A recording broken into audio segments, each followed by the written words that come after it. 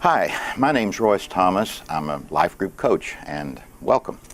First, I'd like to congratulate you for taking the time to view these training videos, and I hope by the time you finish them, you'll find them very helpful as you become a fully committed and successful life group leader. What I get to share with you today is how to win as a life group leader. Life groups are the discipleship arm of our church.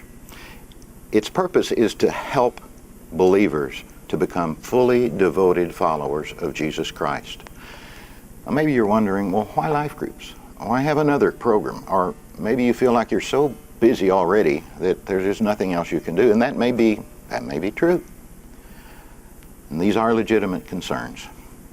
But listen, 1 Corinthians 3:13, the Message says this: "And as the Spirit of the Lord works within us, we become more and more like Him and reflect His glory even more." As we get acquainted with who the Lord Jesus Christ is and what He's doing in our own lives, it's hard to keep quiet. So we have a reason to want to share. And our church is growing rapidly. Can you see that as the church grows larger, it must also grow smaller at the same time? This speaks of small groups of people throughout our community, all around our city. Groups we call life groups, led by people just like you. So let's talk about how you can become a successful, winning life group leader. You may ask, well, what do you mean a winning life group? What a winning life group is when people get together for a common cause, and that is to study what Christianity is all about and who this man called Jesus really is.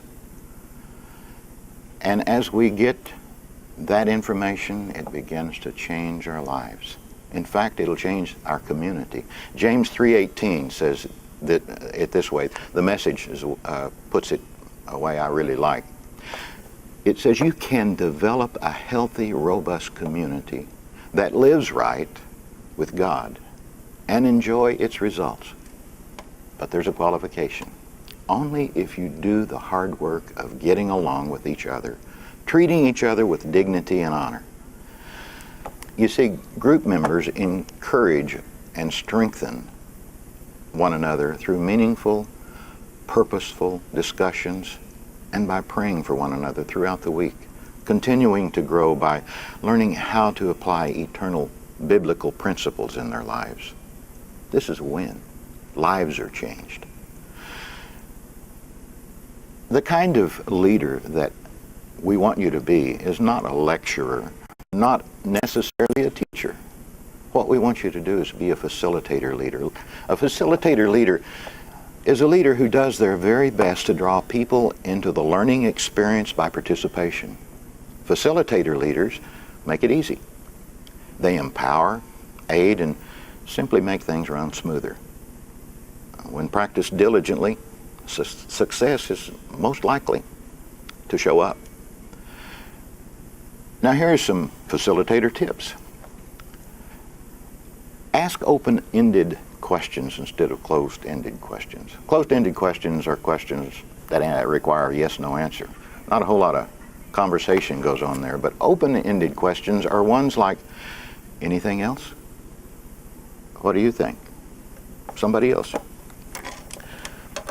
And when you ask a question, don't be quick to answer your own question. Get comfortable with quiet. People are thinking. And you'll hear if you'll just wait and listen. Give affirmation whenever you can. People need to be affirmed in everyday life. People are going through all kinds of problems, and when they have something good to say, be sure you say something good back. Try to involve everyone. Go around the room and get everyone involved.